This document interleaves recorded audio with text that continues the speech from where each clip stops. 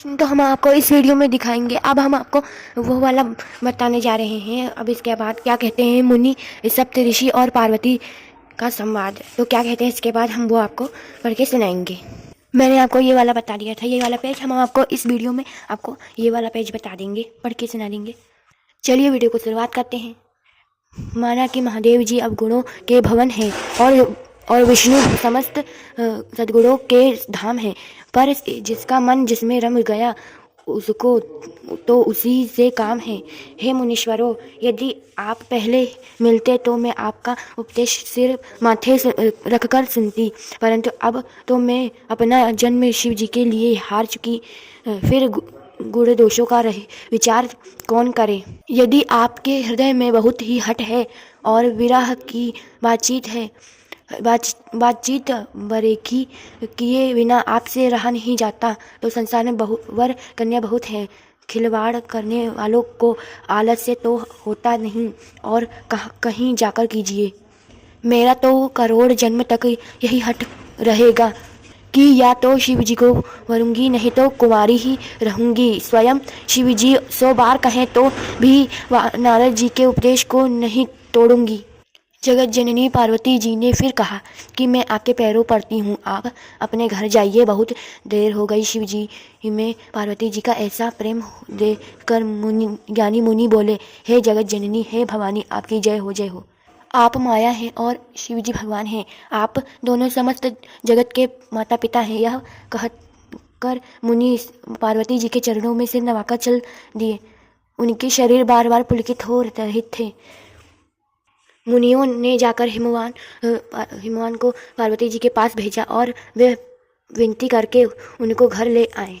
फिर सप्तऋषियों ने शिव जी के पास जाकर उनको पार्वती जी की सारी कथा सुनाई।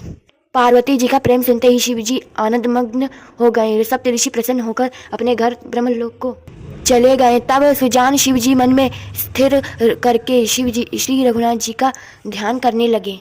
उसी समय तारक नाम का असुर हुआ, जिसकी भुजाओं का बल, प्रताप और तेज बहुत बड़ा था।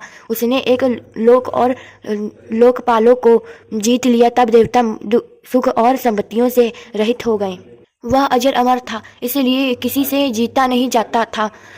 देवता उसके साथ बहुत तरह की लड़ाइयाँ लड़कर हार गए। तब उन्होंने ब्रह्मा जी के पास जाकर पुकार मचाई। ब्रह्मा जी ने सब देवताओं को दुखी देखा। ब्रह्मा जी ने सबको समझाकर कहा, इस दैत्य की मृत्यु तब होगी जब शिव जी के वीर्य से पुत्र उत्पन्न हो। इसको युद्ध में वही जीतेगा। मेरी बात सुनकर उपाय करो, मुनीश्वर ईश्वर सहायता करेंगे और काम हो जाएगा। सती जी ने जो दक्ष के यज्ञ में देह का त्याग किया था, उन्होंने अब हिमाचल के घर जाकर जन्म लिया। उन्होंने शिव जी को पति बनाने के लिए तप किया है। इधर शिव जी सब छोड़ छाड़ कर समाधि लगा बैठे। यद्यपि तो बड़े असमंजस की बात, तथापि मेरी एक बात सुनो। तुम जाकर कामदेव को शिव जी के पास भेजो, वह शिव जी के मन को क्षोभ उत्पन्न करे, उनकी समाधि भंग करे। तब हम जाकर शिव जी के चरणों में सिर रख देंगे और जबरदस्ती उन्हें राजी करके विवाह करा देंगे। इस प्रकार से भले ही देवता का हित हो, और तो कोई उपाय नहीं है। इस सब ने कहा, यह सम्मति बहुत अच्छी है। फिर देवताओं ने बड़े प्रेम से स्तुति की। तब विषम 5 बाण धारण करने वाले और मछली के चिन्ह युक्त ध्वजा वाला कामदेव प्रकट हुआ। देवताओं ने कामदेव से अपनी सारी विपत्ति कही। सुनकर कामदेव ने मन में विचार किया और हंसकर देवताओं से यो कहा कि शिव जी के साथ विरोध करने में मेरी कुशल नहीं है। यद्यपि मैं तुम्हारा काम तो करूँगा, क्योंकि वेद दूसरे के उपकार को परम धर्म कहते हैं। जो दूसरे के हित के लिए अपना शरीर त्याग देता है, तब संत उसकी बड़ाई करते हैं। यो कहकर और सबको सिर नवाकर कामदेव अपने पुष्प के धनुष को हाथ में लेकर वसंत आदि सहायकों के साथ चला। चलते समय कामदेव ने हृदय में ऐसा विचार किया कि शिव जी के साथ विरोध करने में मेरा मरण निश्चित है।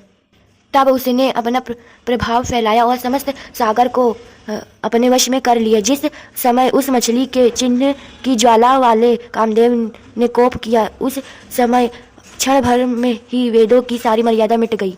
अब मैं आपको ये वाला बताऊंगी बाद में। हरे कृष्ण, राधे राधे।